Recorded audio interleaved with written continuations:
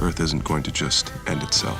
The four horsemen of the apocalypse are being summoned. War, pollution, famine, death. Who exactly summons them? Not my department.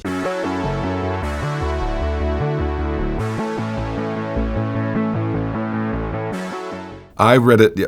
I don't think it was right when it was first published, but pretty soon after. It was definitely in the early to mid '90s when I read it, and it was recommended to me by somebody. And it was one of the first books that I remember reading for enjoyment. It wasn't assigned to me as part of my schoolwork, or I didn't have to write a paper on it or anything. I just really enjoyed the story, and that brought me into Neil and Terry's, collected sort of bibliography. It's just a never-ending parade of worlds and gifts and fun things to find and fun stories to read. That's the thing I think I really remember the most about reading it, was just how involved and epic and large and rich the story is. I actually read the script first. I grew up in Latin America and on a tour bus. I feel like I always have to excuse myself.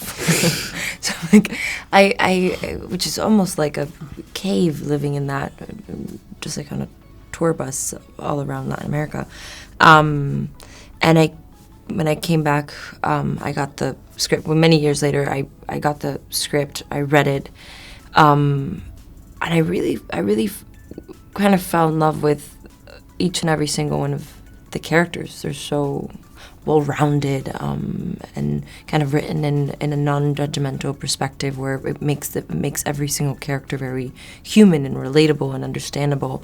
And I really like that about Neil's and Terry's writing.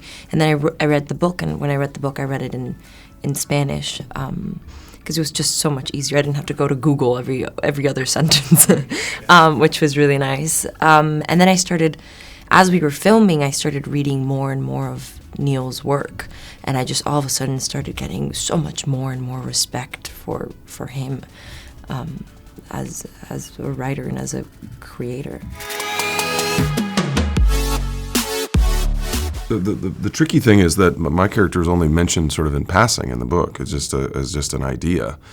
There's no scenes. There's no dialogue. There's no there's really nothing in the book other than he is one of these celestial entities.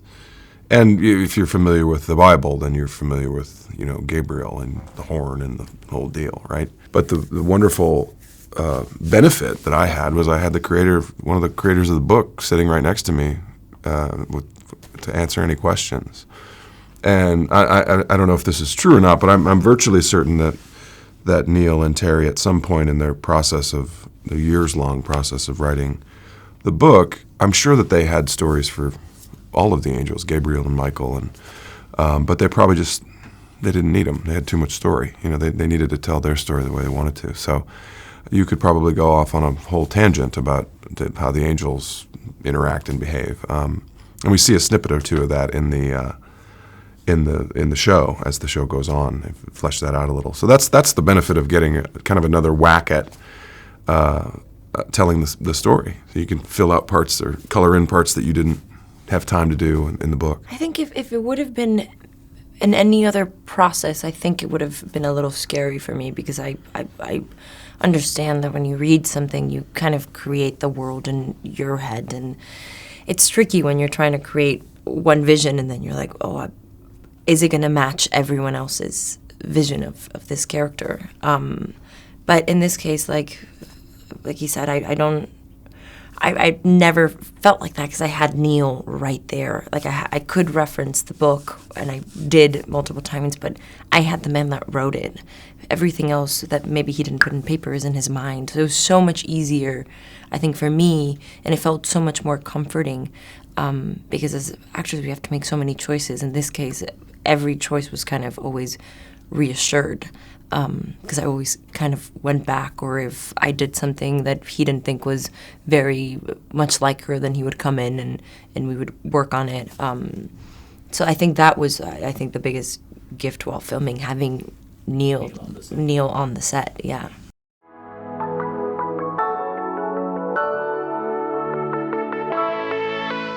Probably Adria. It would be really awkward for her fiance, but I would probably just have to be like, sorry guys, it's kind of on brand for the movie, and Amazon asked that I come by.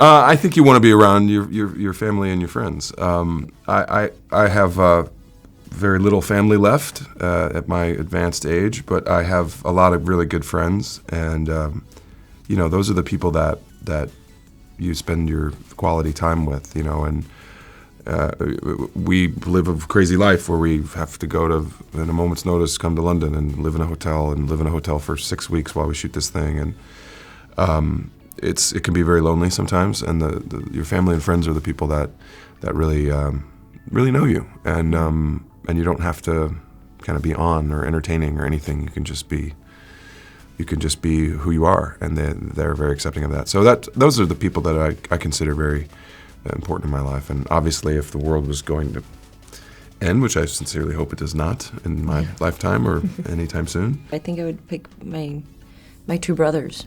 I have a 9-year-old brother and a 25-year-old brother, and I think we have done this whole life together. Ever since we were babies, there's never been a moment where I don't remember, not being a part of their lives. So if I were to want to end it with someone, I think it would be my two brothers. or George Clooney. Or George Because Clooney. anytime you hang out with George Clooney, it's really fun, and it's like there's always like good coffee and a comfortable chair. Okay. So there you go. Maybe I'll meet him at the end of the world.